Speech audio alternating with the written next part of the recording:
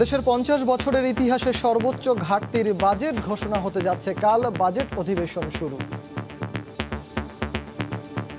মাননীয় সদস্যবৃন্দ, একাদশ জাতীয় সংসদের ত্রয়োদশ 2021 খ্রিস্টাব্দের বাজেট অধিবেশনে আমি আপনাদের সকলকে আন্তরিক স্বাগত জানাচ্ছি। করোনাকালে ইন্টারনেট মুঠোফোনের ওপর বেড়েছে নির্ভরশীলতা, কর কমানোর দাবি। করোনা মহামারীর মধ্যে ঘরে বসে যে সেবা দিতে চাই, সেই সেবা দিতে হলে আমার এই সম্পর্ক শুল্ক 50% থেকে কমিয়ে 5% কিভাবে আনা যায়। যে ভ্যাট অব্যাহতি বা ট্যাক্স অব্যাহতির যে সুবিধা, এটা আরো মিনিমাম 3 বছর এইভাবে কন্টিনিউ করতে হবে। আইসিটি খাতে সরকার বলে দিক যে আমি আগামী 3 বছর এগুলোর উপরে কোনো কর আরোপ করব না। দেখছিলেন প্রধান শিরোনাম। সন্ধ্যার সময় সঙ্গে আছি আমি সজল মিত্র রিচার্ড। এবার অন্যান্য শীর্ষ সংবাদ। সীমান্তের 8 জেলায় করোনায় একদিনে 12 জনের মৃত্যু। নওগাঁ, রাজশাহী ও খুলনায় কঠোর বিধিনিষেধ আরোপ। মোংলায় শনাক্তের হার সর্বোচ্চ 65%। একদিনের বৃষ্টিতেই রাস্তা খারাপ। ঢাকায় মেট্রো রেলের দ্বিতীয় কোচ খালাস শুরু করতে সময় লাগলো 6 ঘন্টা। প্রস্তুতির ঘাটতি, প্রশ্নে নেই সদুত্তর। ভাষাঞ্চরেও রোহিঙ্গা ক্যাম্পের দেখভালের দায়িত্বে যুক্ত হলো জাতিসংঘ। করোনার মধ্যেও বাংলাদেশ সরকারের ব্যবস্থাপনার প্রশংসা।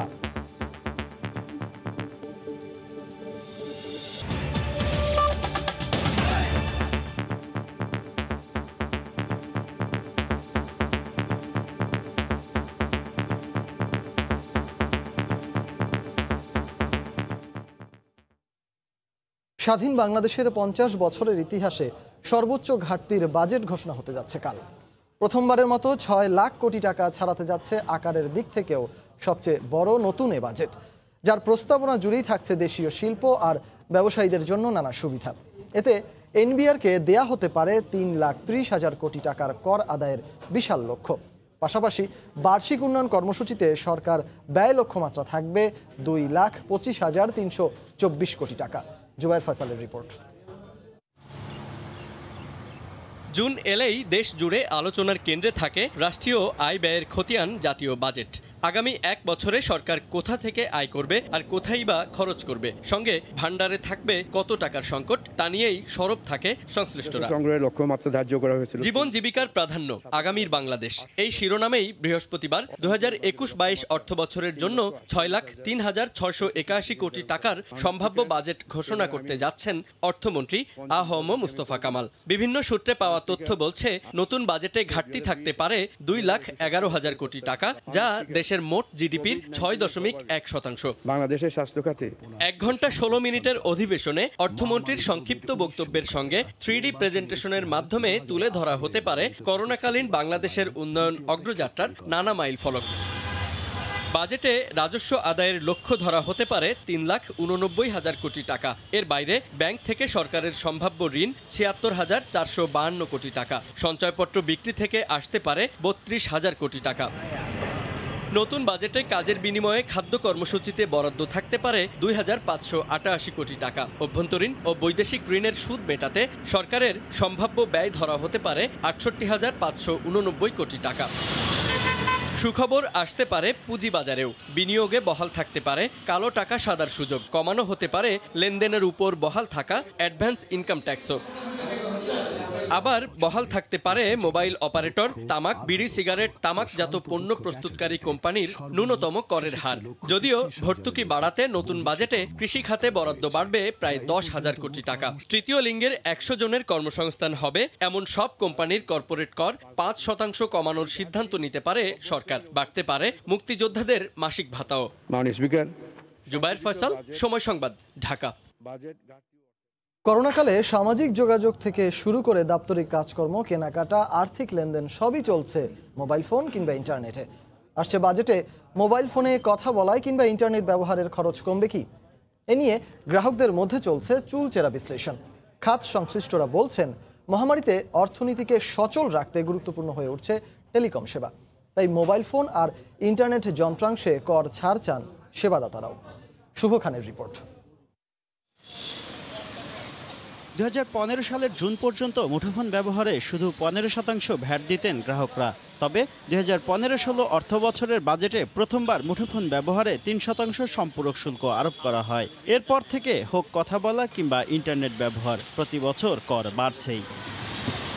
সবশেষ করোনার মধ্যেই চলতি অর্থ বছরে সম্পূরক শুল্ক বাড়িয়ে 15% করা হয়। মাঝে যোগ হয়েছে 1% সারচার্জ।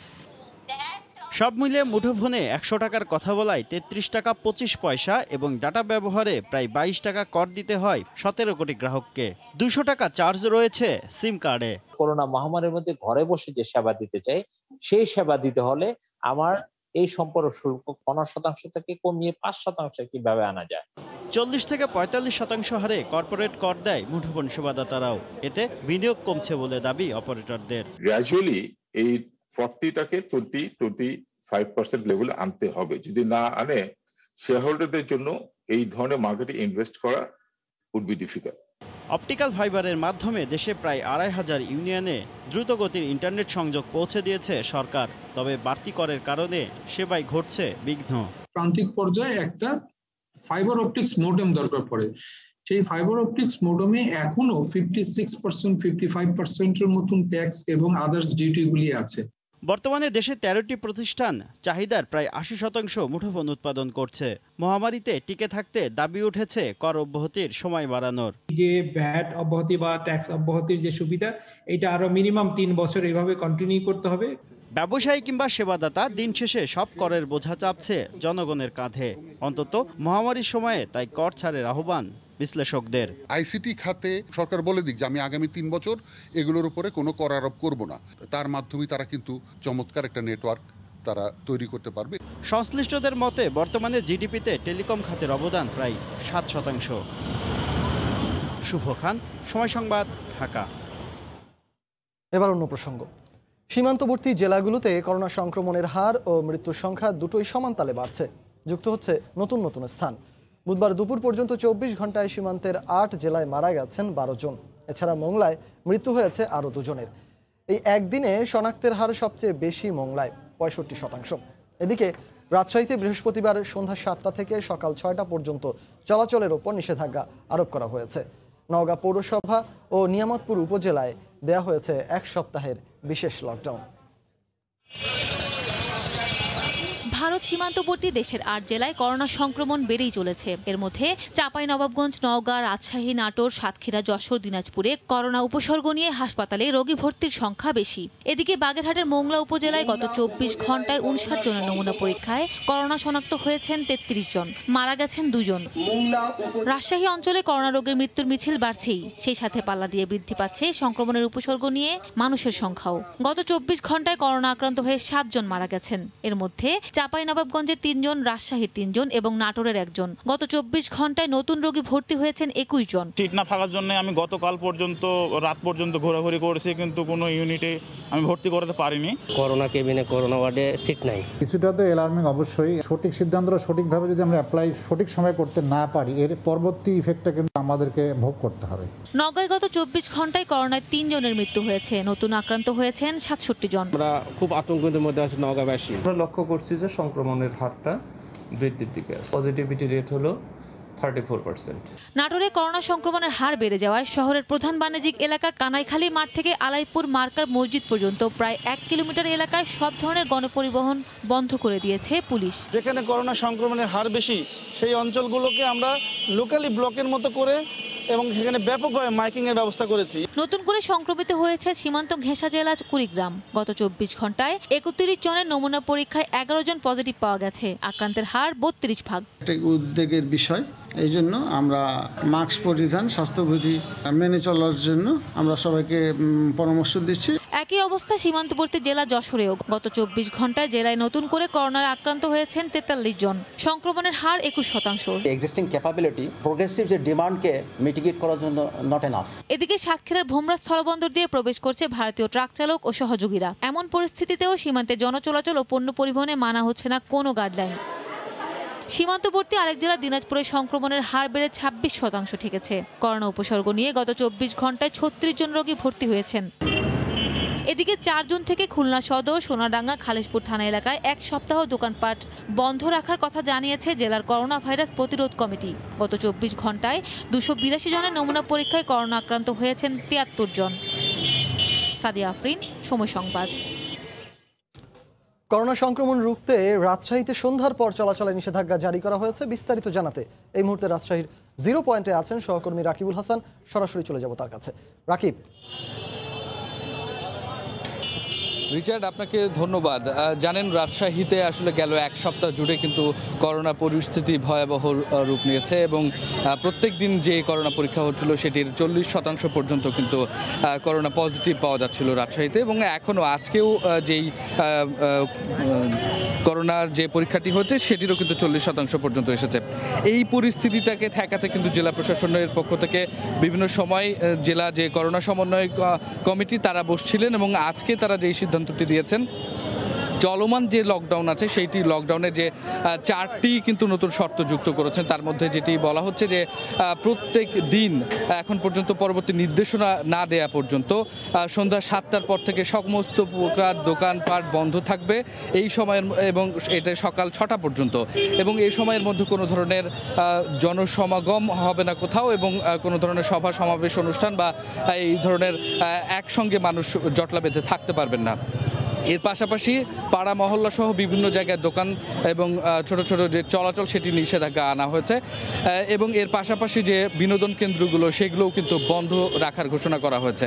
এবং এইটি যদিও এর আগেও আসলে চলমান ছিল, তারপরে জেলা প্রশাসনের পক্ষ থেকে বলা হয়েছে যে এই পরবর্তী সময়ের পর থেকে, অর্থাৎ 3 তারিখ থেকে বৃহস্পতিবার সন্ধ্যা থেকে এটি কার্যকর হবে, এবং এই সময়ের মধ্যে জেলা প্রশাসন সহ পুলিশ প্রশাসনের বিভিন্ন তদারকি টিম তারা মাঠে থাকবেন, এবং কোনো ধরনের যদি এইটি মানা না হয় তাহলে তারা অনেক বেশি কঠোর হবেন এই ক্ষেত্রে। এবং এর পাশাপাশি বলা হচ্ছে যে অন্যান্য যে সমস্ত বাজার হাটগুলো, বিশেষ করে কৃষি বাজার, সেই সমস্তগুলো খোলা থাকবে, এবং যে আমের বেচা কেনার ক্ষেত্রে যে সমস্ত বাজার হাটগুলোর ব্যবস্থা করা হচ্ছে সেগুলো কিন্তু আসলে খোলা রাখার কথা বলা হয়েছে। এবং এর সাথে সাথে যেই বিষয়টি আসলে জেলা প্রশাসনের পক্ষ থেকে বলা হচ্ছে যে এই যে 4টি যে শর্ত জুড়ে দেওয়া হচ্ছে নতুন করে, সেগুলো মানার ক্ষেত্রে তারা অনেক বেশি কঠোর হবেন। তো রিচার্ড, রাজশাহী করোনা পরিস্থিতির উত্তরণে জেলা প্রশাসনের যে সমস্ত নির্দেশনা ছিল তার এই ছিল আমার কাছে সর্বশেষ খবর। রাজশাহীতে সন্ধ্যার পর চলাচলে যে নিষেধাজ্ঞা আরোপ করা হয়েছে সে বিষয়ে সবশেষ খবরাখবর জানাতে নগরীর 0 পয়েন্ট থেকে যুক্ত হয়েছিলেন সহকর্মী রাকিবুল হাসান। দেশে আসা ফাইজারের টিকার প্রয়োগে যেতে কমপক্ষে 10 দিন সময় লাগবে। মানবদেহের জন্য এই টিকা প্রস্তুত করতে প্রয়োজনীয় উপাদান ডাইলুয়েন্ট আসবে 7 জুন। এজন্য স্বাস্থ্যকর্মীদের প্রশিক্ষণ দেওয়া হচ্ছে। ইতোমধ্যেই 1,06,02 ডোজ টিকা এসে পৌঁছেছে বাংলাদেশে। তবে টিকা প্রয়োগের জন্য প্রয়োজনীয় উপাদান ডাইলুয়েন্ট এসে পৌঁছবে চলতি মাসের 7 তারিখ। সঙ্গে রয়েছে নানা প্রস্তুতিও। সব মিলে অন্তত আগামী 10 দিনের আগে ফাইজারের টিকা প্রয়োগ সম্ভব হচ্ছে না। এইটি আসলে তো সপ্তাহখানেক লেগেই যাবে, কারণ ডাইলুয়েন্টটি আসবার পরে সেটিরও যে প্রক্রিয়া আছে ডিজি ড্রাগের কাছ থেকে অনুমতি পাওয়া, এইটি আমাদেরকে করতে হবে। সেজন্য আমরা বলবো যে 7 থেকে 10 দিন সময়ের মধ্যে আমরা আশা করছি যে সমস্ত প্রস্তুতি সুসম্পন্ন করে এই টিকাটি দিতে শুরু করা যাবে। এদিকে কেন্দ্র চূড়ান্ত না হলেও বঙ্গবন্ধু শেখ মুজিব মেডিকেল বিশ্ববিদ্যালয়, কুর্মিটোলা জেনারেল হাসপাতাল, শেখ রাসেল গ্যাস্ট্রোলিভার ও জাতীয় চক্ষু বিজ্ঞান ইনস্টিটিউটের নাম আলোচনায় রয়েছে। লোকবল এবং প্রশিক্ষণের দিক থেকে এগিয়ে থাকা কেন্দ্রগুলোকেই চূড়ান্তভাবে অনুমোদন দেয়া হবে বলে জানিয়েছে স্বাস্থ্য অধিদপ্তর। কোন কোন প্রতিষ্ঠানগুলোকে নির্ধারণ করা হবে এই টিকা দেওয়ার জন্য, কারণ এখানে পরিবহনের একটি বিষয় আছে, সংরক্ষণের একটি বিষয় আছে। এই সমস্ত বিবেচনায় রেখেই একেবারে যোগাযোগের সহজতম যে জায়গাগুলো হবে, যাদের সক্ষমতা অনেক বেশি আছে এবং যেখানে আমাদের তুলনামূলকভাবে লোকবল বেশি আছে, সেই কেন্দ্রগুলি আমরা নির্ধারণ করব। সংবেদনশীল এই টিকা প্রয়োগে ইতোমধ্যেই চূড়ান্ত প্রশিক্ষণ চলছে বলে জানিয়েছেন স্বাস্থ্য অধিদপ্তরের মহাপরিচালক। ফাইজারের টিকাটা যেহেতু টেকনিক্যালি একটু ডিমান্ডিং, কাজে এটা অন্য টিকার মতো না। এটার ব্যাপারে আমরাও একটু চিন্তাভাবনা করছি, যে কারণ যারা দিবেন তাদেরকে আমাকে আবার ট্রেন করতে হবে। জাতীয় কারিগরি পরামর্শ কমিটি 7টি জেলাতে লকডাউনের সুপারিশ করলেও কক্সবাজার, বাগেরহাট, নোয়াখালী ও জামালপুর এই 4 জেলাকেও উচ্চ সংক্রমিত জেলা হিসেবে চিহ্নিত করেছে স্বাস্থ্য অধিদপ্তর। মুজাহিদ শুভ, সময় সংবাদ, ঢাকা। ঢাকার দিয়াবাড়ির অস্থায়ী জেটি থেকে ডিপোতে নেওয়া হয়েছে মেট্রো রেলের দ্বিতীয় ট্রেনের 2টি কোচ। বাকি 4টি নেওয়া হবে কাল। সকাল 8টায় খালাসের কথা থাকলেও রাস্তা ভালো না থাকায় দুপুর 2টায় শুরু হয় কার্যক্রম। বৃষ্টিতে সড়ক নষ্ট হতে পারে, এটি বিবেচনায় রেখে কেন আগেভাগেই ব্যবস্থা নেওয়া হলো না তার কোনো সদুত্তর মেলেনি কর্তৃপক্ষের কাছে। নির্ধারিত সময়ের 6 ঘন্টা পর শুরু হয় মেট্রো রেলের দ্বিতীয় কোচ খালাসের প্রক্রিয়া। সকাল 8টার বদলে দুপুর 2টা 10-এ কার্গো থেকে লরিতে তোলা হয় দেশের প্রথম মেট্রো রেলের দ্বিতীয় কোচের প্রথম বগি। নির্ধারিত পথ চলাচলের অনুপযোগী হওয়ায় ডিপোতে নেওয়া হয় বিকল্প পথে। সেখানে প্রথমে আলাদা করে প্রতিটি কোচ এবং পরে একসাথে পুরো সেট 19 ধাপে করা হবে পরীক্ষা। আমাদের দ্বিতীয় ট্রেন সেট চলে আসলো অন শিডিউল। 16 তারিখ আসার কথা ছিল, আমরা বিফোর শিডিউল নিয়ে আসলাম। ইনশাল্লাহ তৃতীয় এবং চতুর্থ ট্রেন সেটটি 11 এবং 14 জুন জাপান থেকে রওনা দেবে কোবে বন্দর থেকে। বাংলাদেশে এসে পৌঁছানোর নির্ধারিত তারিখ 13 হতে 14 আগস্ট। এরপর ঠিক তেমনি প্রতি মাসে 2-3টি করে আমরা নিয়ে আসবো ইনশাল্লাহ। এবারের অভিজ্ঞতা থেকে পরবর্তী রেলের কোচ আনতে আলাদা রাস্তা বানানোর কথা জানিয়েছে কর্তৃপক্ষ। বাকি কোচগুলো আমরা এই বিকল্প সড়কেই নিব, যারা যেন কোনো ধরনের কোনো সেফটির এনডেঞ্জারমেন্ট না হয়। পাশাপাশি আমরা আবার এই সড়কটিকেও আবার যেন বৃষ্টির কারণে এটি যদি বাধাগ্রস্ত হয় সেটাকে আমরা বাইপাস হিসেবে ব্যবহার করে নেব, যাতে যেন আমাদের অল্টারনেট সবসময় একটি ব্যবস্থা থাকে। চলতি মাসের 13 তারিখে জাপানের ওবে বন্দর থেকে রওনা দিবে মেট্রো রেলের তৃতীয় কোচের সেট। রাশেদ লিমন, সময় সংবাদ, ঢাকা। অন্যান্য ক্যাম্পের মতো ভাষাঞ্চরেও রোহিঙ্গাদের দেখভালের দায়িত্বে যুক্ত হচ্ছে জাতিসংঘ। ভাষাঞ্চর পরিদর্শন করে এসে করোনার মধ্যেও বাংলাদেশ সরকারের ব্যবস্থাপনার প্রশংসা করেন শরণার্থী বিষয়ক সংস্থার প্রতিনিধিরা। এদিকে মিয়ানমারের সামরিক সরকারের ওপর চাপ প্রয়োগে আবারও আন্তর্জাতিক সম্প্রদায়কে অনুরোধ জানিয়েছেন পররাষ্ট্রমন্ত্রী। আন্তর্জাতিক মান বজায় রেখে ভাষাঞ্চরে বাংলাদেশ সরকার মিয়ানমার ফেরত রোহিঙ্গা জনগোষ্ঠীর জন্য নির্মাণ করেছে বিশাল অবকাঠামো। সেখানে ধাপে ধাপে পৌঁছেছেন প্রায় 19,000-এর মতো রোহিঙ্গা। নির্মাণের পূর্বে ক্যাম্পের জীবনমান নিয়ে শঙ্কা জানিয়েছিল আন্তর্জাতিক নানান সংস্থা। সেই ভাষাঞ্চর ঘুরে এসেই উচ্ছ্বসিত প্রশংসা করল জাতিসংঘের শরণার্থী বিষয়ক সংস্থা UNHCR। বুধবার রাষ্ট্রীয় অতিথি ভবন পদ্মায় পররাষ্ট্রমন্ত্রী ডক্টর AK আব্দুল মোমেনের সঙ্গে বৈঠক করেন জাতিসংঘের এই প্রতিনিধি দলটি। বৈঠক শেষে গণমাধ্যম কর্মীদের সঙ্গে আলাপচারিতায় করোনাকালে রোহিঙ্গা ক্যাম্পে বাংলাদেশ সরকারের ব্যবস্থাপনার প্রশংসা করেন তারা। নিজ দেশে রোহিঙ্গাদের প্রত্যাবর্ষণ প্রশ্নে মিয়ানমারের জান্তা সরকারের সময়ে পরিস্থিতি অনেক জটিল বলেও শঙ্কা জানান। বাংলাদেশ সরকার ও তাদের নীতির প্রতি আমাদের পূর্ণ সমর্থন রয়েছে। রোহিঙ্গারা ঘরে ফিরতে চায়, মাতৃভূমিতে তাদের ফিরে যাওয়াই আমাদের সকলের প্রত্যাশা। আমরা কক্সবাজার এবং ভাষাঞ্চরে আশ্রয় নেওয়া রোহিঙ্গাদের সঙ্গে কথা বলেছি। নিজ দেশে প্রত্যাবর্তনই তাদের স্বপ্ন বলে জানিয়েছে আমাদের। এদিকে রোহিঙ্গাদের ফেরত না নেওয়ায় হতাশা জানিয়ে পররাষ্ট্রমন্ত্রী ডক্টর AK আব্দুল মোমেন জাতিসংঘকে মিয়ানমারের সামরিক সরকারের উপর চাপ প্রয়োগের অনুরোধ জানান। আমরা রোহিঙ্গাদের নিজ দেশে ফিরিয়ে নিতে সর্বোচ্চ চেষ্টা চালিয়ে যাচ্ছি। আমরা যদি তাদের তুলনামূলক ভালো আগামী চাই, তাহলে নিজ ভূমিতে রোহিঙ্গাদের ফিরে যেতেই হবে। 2 দিনের রাষ্ট্রীয় সফর শেষে বুধবার UNHCR এর এই প্রতিনিধি দলটি ঢাকা ছেড়ে যায়। শাতিলা শারমিন, সময় সংবাদ, ঢাকা। বঙ্গবন্ধু শেখ মুজিবুর রহমানের পলাতক 4 খুনির রাষ্ট্রীয় খেতাব বাতিল হচ্ছে। দুপুরে সচিবালয়ে সাংবাদিকদের এ সিদ্ধান্তের কথা জানান মুক্তিযুদ্ধ বিষয়ক মন্ত্রী A.ক.ম. মোজাম্মেল হক। শিগগিরই এ সংক্রান্ত গেজেট প্রকাশ হবে বলেও জানান মন্ত্রী। এছাড়া সাবেক রাষ্ট্রপতি জিয়াউর রহমানের খেতাব বাতিলের সপক্ষে প্রয়োজনীয় প্রমাণ সংগ্রহ করা হচ্ছে বলেও জানান তিনি। 2020 সালে স্বীকৃত 4 খুনির রাষ্ট্রীয় খেতাব বাতিল চেয়ে হাইকোর্টে রিট করেন এক আইনজীবী। এ বিষয়ে মুক্তিযুদ্ধ বিষয়ক মন্ত্রণালয়ের সচিব ও মন্ত্রিপরিষদ সচিবের প্রতি খেতাব স্থগিতের নির্দেশনা দেন উচ্চ আদালত। বুধবার সচিবালয় সাংবাদিকদের প্রশ্নের জবাবে মুক্তিযুদ্ধ বিষয়ক মন্ত্রী জানান, যাচাই বাছাইয়ের পর খেতাব বাতিলের নীতিগত সিদ্ধান্ত নিয়েছে সরকার। নীতিগত সিদ্ধান্ত হয়ে গেছে, এখন আমরা গেজেট আকারে প্রকাশ করলে আপনারা পাবেন। তদন্ত কমিটির রিপোর্ট হাতে পেলে জিয়াউর রহমানের রাষ্ট্রীয় খেতাব বিষয়েও সিদ্ধান্ত নেওয়া হবে বলে জানান মন্ত্রী। তথ্য উপাত্ত আছে যে প্রমাণ করা যায়, সেই জন্য আমরা অভিযোগ যারা করেছেন, অভিযোগের প্রেক্ষিতে আমরা আমরা সাব কমিটি করে দিয়েছি। রিপোর্ট আমরা পাই নাই, রিপোর্ট পাওয়ার পরে আপনাদেরকে অবহিত করব। 1998 সালের 8 নভেম্বর ওই 4 জন সহ মোট 15 জনকে মৃত্যুদণ্ড দেন ঢাকার দায়রা জজ আদালত। 2009 সালের 19 নভেম্বর আপিল বিভাগ সেই মামলার চূড়ান্ত রায় দেন। তবে 2015 সালের 11 আগস্ট সবশেষ এই তালিকা হালনাগাদ করা হলেও সেখানে বঙ্গবন্ধুর খুনিদের নাম থেকে যায়। হেসান জুয়েল, সময় সংবাদ, ঢাকা। আইসিসির সভায় বিশ্ব আসরগুলো নিয়ে চূড়ান্ত সিদ্ধান্ত আসায় এবার একসঙ্গে বসে এশিয়া কাপের সময় চূড়ান্ত করতে চায় বাংলাদেশ সহ এশিয়ান ক্রিকেট কাউন্সিলের বাকি সদস্যরা। এই টুর্নামেন্টগুলোর উপর ভিত্তি করেই আগামী এফটিপি তৈরি করবে বিসিবি, জানিয়েছেন বোর্ডের প্রধান নির্বাহী নিজামুদ্দিন চৌধুরী সুজন।